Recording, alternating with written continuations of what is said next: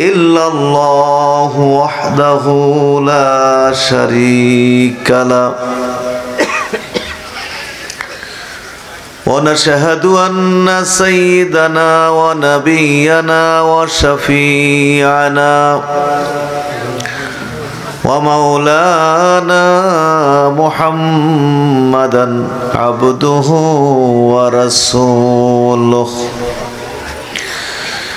الذي أرسله بالحق بشيرا ونذيرا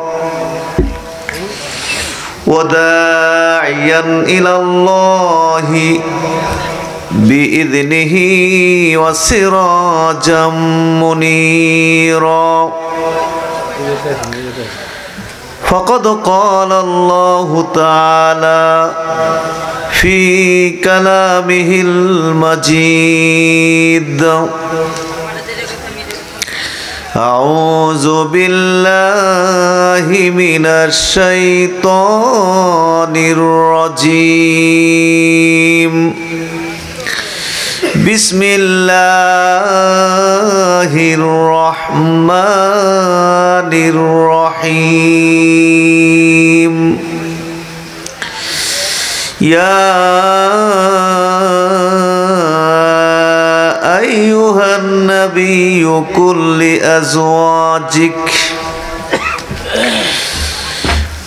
لأزواجك وبناتك ونساء المؤمنين يدنين عليهن من جلابيبهن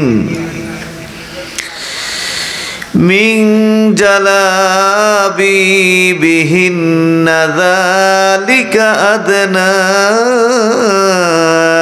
أن يعرفن فلا يؤذين وكان الله غفورا رحيما. عن أبي هريرة رضي الله تعالى عنه قال قال رسول الله صلى الله عليه وسلم إذا صلت المرأة خمسها وصامت شهرها وحصنت فرجها وأطاعت زوجها قيل لها ادخل الجنة من أي أبواب الجنة شئت رواه ابن حبان. إن الله وملائكته يصلون على النبي يا أيها الذين آمنوا صلوا عليه وسلموا تسليما. صلى الله على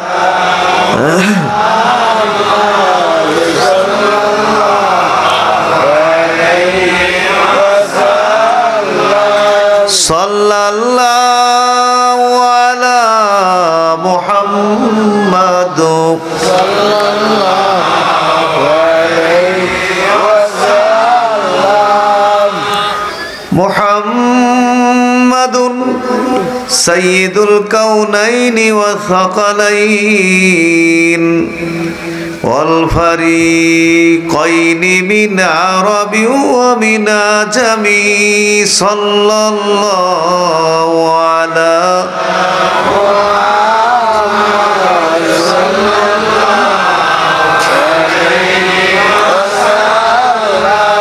صلى الله على محمد صلى الله عليه وسلم. اللهم صل وسلم وبارك عليه.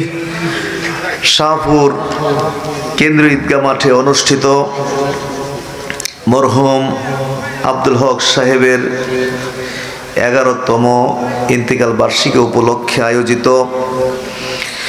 পবিত্র ওয়াজ ও দোয়ার মাহফিলে উপস্থিত আজকের এই মাহফিলের সভাপতি জনাব আবুল কালাম আজাদ সাহেব দামাত বারকাতুহুমুল আলিয়া, উপস্থিত আজকের এই মাহফিলের প্রধান অতিথি ৯ নং মজিদপুর ইউনিয়ন পরিষদের চেয়ারম্যান জনাব মোহাম্মদ জাহাঙ্গীর আলম সরকার সাহেব দামাত বারাকাতুহুমুল আলিয়া এবং অন্যান্য অতিথিবৃন্দ, হযরত উলামায়ে কেরাম, সালেকিনে তরিকত, এলাকার বিভিন্ন গ্রাম থেকে বিভিন্ন জায়গা হতে আগত মুআজ্জাজ হাজিরিন, লাখ লাখ কোটি কোটি শুকর গুজার করি মহান আল্লাহ সুবহান ও তাআলার প্রতি, যিনি আমাদেরকে আজকের এই পবিত্র মাহফিলে, বরকতপূর্ণ এই মাহফিলে সমবেত হওয়ার জন্য, উপস্থিত হওয়ার জন্য তৌফিক দিলেন।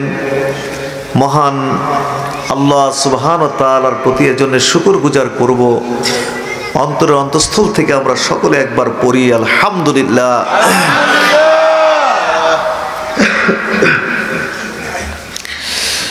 হযরত উলামায়ে কেরাম বাদ মাগরিব থেকে শুরু করে আপনাদের খেদমতে এই পর্যন্ত অত্যন্ত গুরুত্বপূর্ণ বক্তব্য পেশ করেছেন, নসিহত পেশ করেছেন। মনোযোগ সহকারে আপনারা উলামায়ে কেরাম হতে এই পর্যন্ত ওয়াজ নসিহত শ্রবণ করেছেন। আমরা আশাবাদী উলামায়ে কেরাম থেকে যেসব নসিহত আপনারা শুনেছেন, যদি এগুলো আমাদের জীবনে আমলে আনতে পারি, আমলে পরিণত করতে পারি, তাহলে এই পর্যন্ত যতটুকু ওয়াজ হয়েছে, নসিহত হয়েছে, এগুলোই আমাদের সবার জীবনের জন্য যথেষ্ট হয়ে যায়। কি বলেন, ঠিক না? আমি কোরআন কারীম থেকে একটি আয়াতে কারিমা তেলাওয়াত করেছি এবং সহিহ ইবনে হিব্বান থেকে একটি হাদিস আপনাদের খেদমতে পেশ করেছি। এই দুটোকে সামনে রেখে অল্প সময় কয়েকটি কথা বলে মোনাজাত করে ইনশাআল্লাহ আমরা সবাই একসাথে এখান থেকে ছুটি নেব, বিদায় আরজ করব। আল্লাহ সুবহানাহু ওয়া তাআলা যেন আমাদেরকে একটু সবর দেন, ধৈর্য দেন, সবরের সাথে ধৈর্যের সাথে কিছু সময় বসার তৌফিক দেন। আমরা সবাই বলি আমিন। কোরআনে কারীমে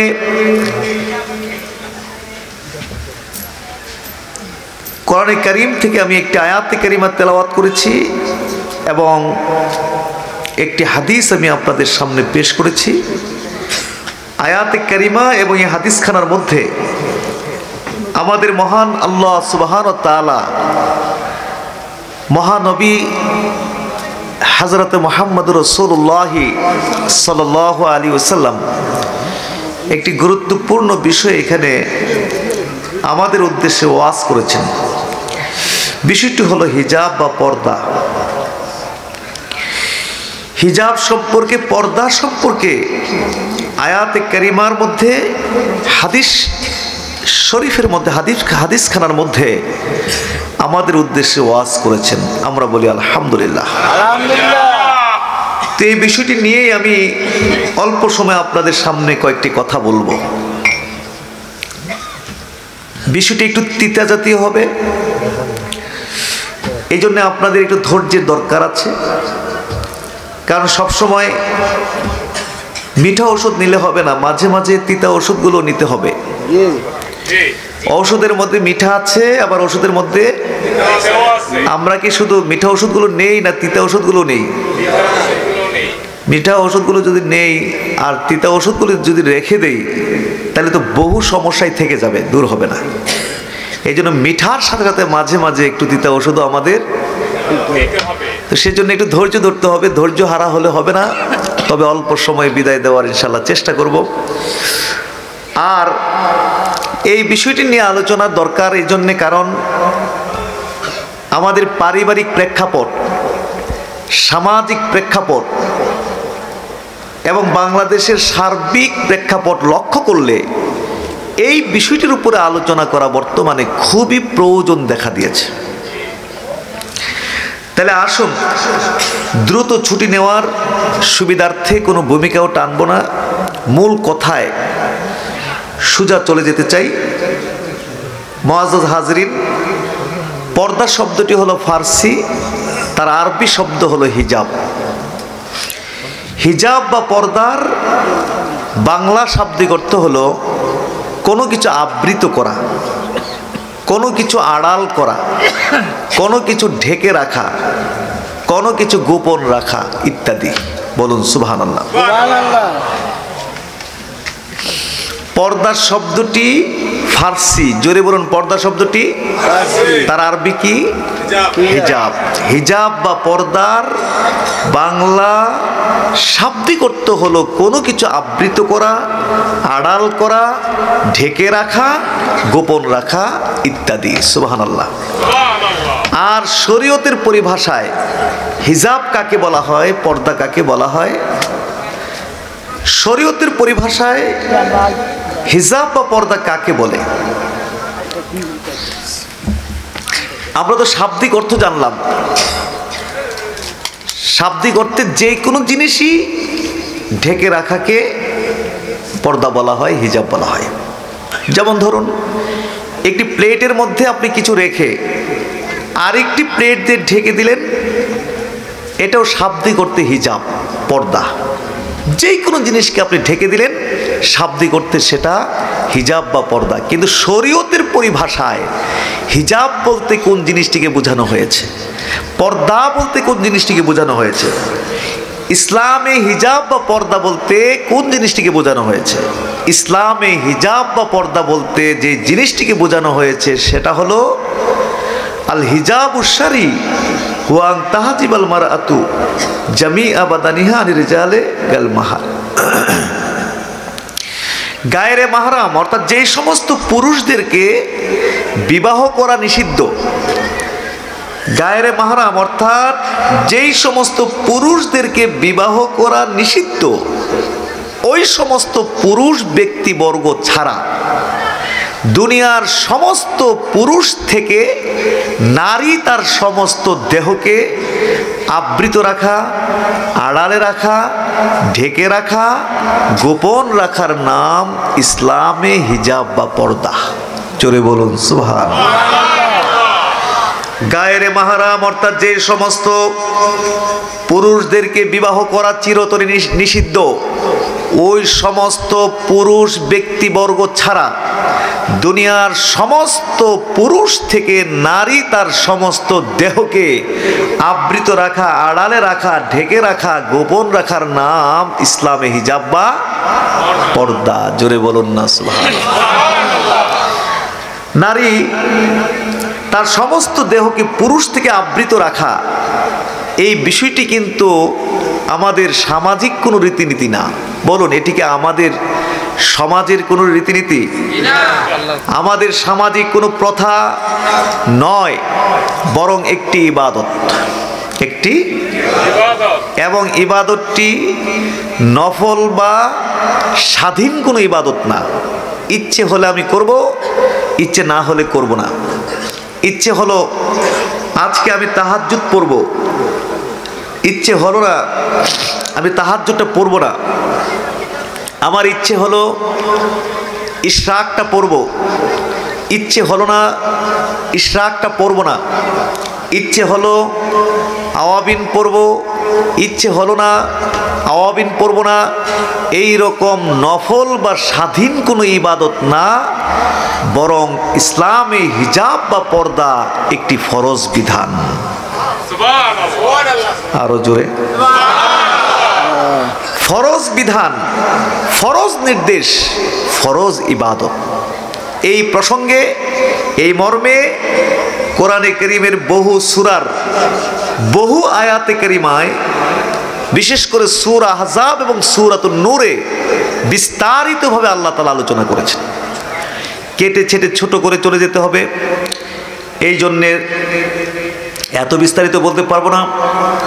সংক্ষেপে মহান আল্লাহ সুবহানাহু ওয়া তাআলা কোরআন কারীমের বহু সূরার বহু আয়াতে কারিমায়, বিশেষ করে সূরা আহজাব এবং সূরা নূরে বিস্তারিতভাবে আলোচনা করেছেন। তার মধ্যে একটি আয়াতে কারিমা হলো আল্লাহ সুবহানাহু ওয়া তাআলা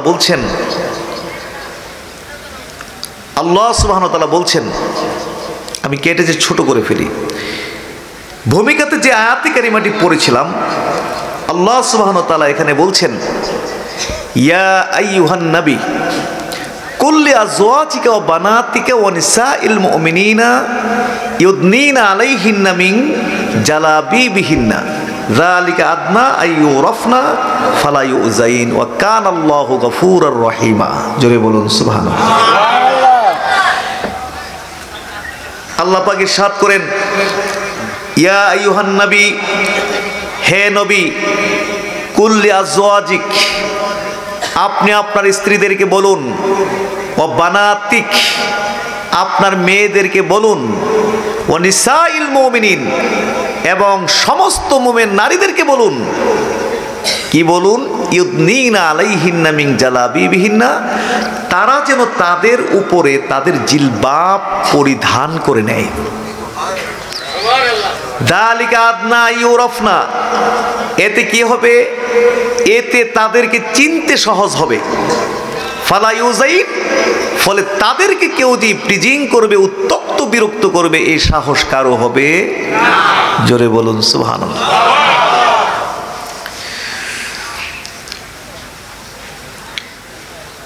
তৎকালীন সময়ে নারীরা যে রাস্তা দিয়ে চলতো, আসা যাওয়া করতো, ওই সমস্ত রাস্তাগুলোতে কিছু বখাটে, নষ্ট ভ্রষ্ট টাইপের কিছু ছেলেবেলে ছিল, মুনাফিক টাইপের কিছু লোক ছিল।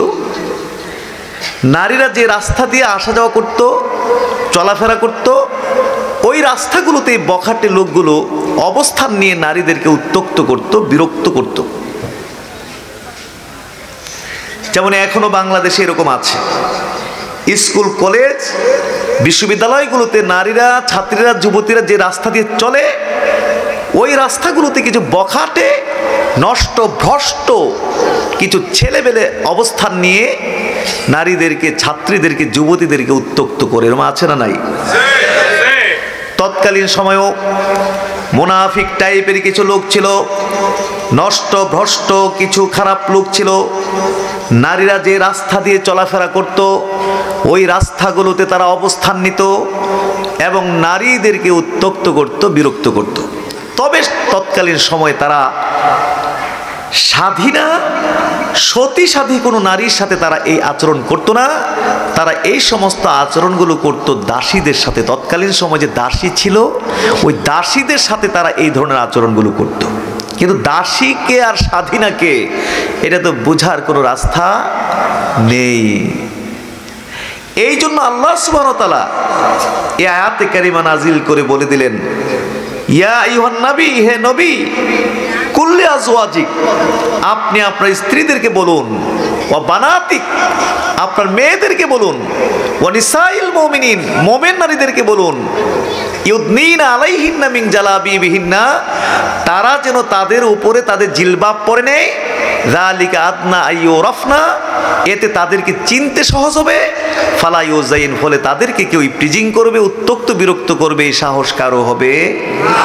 জোরে বলুন না সুবহানাল্লাহ। এই আয়াতে কারিমার ব্যাখ্যা আমরা শিখবো এখন হযরত আব্দুল্লাহ ইবনে আব্বাস রাদিয়াল্লাহু তাআলা আনহুমা থেকে। বলুন আলহামদুলিল্লাহ। কার থেকে? হযরত আব্দুল্লাহ ইবনে আব্বাস রাদিয়াল্লাহু তাআলা আনহুমা থেকে আমরা এই আয়াতের তাফসীর শিখবো, ব্যাখ্যা শিখবো। কারণ কোরআনে কারীম সম্পর্কে সবচেয়ে বেশি জানেন আমাদের নবী। কোরআন কারীম সম্পর্কে সবচেয়ে বেশি জানেন কে? কারণ আল্লাহ তাআলা আমাদের নবীর উপরে কোরআনে কারীম নাজিল করেছেন, আয়াতে কারিমাগুলো নাজিল করেছেন। আয়াতে কারিমাগুলোর অর্থ কি, ব্যাখ্যা কি,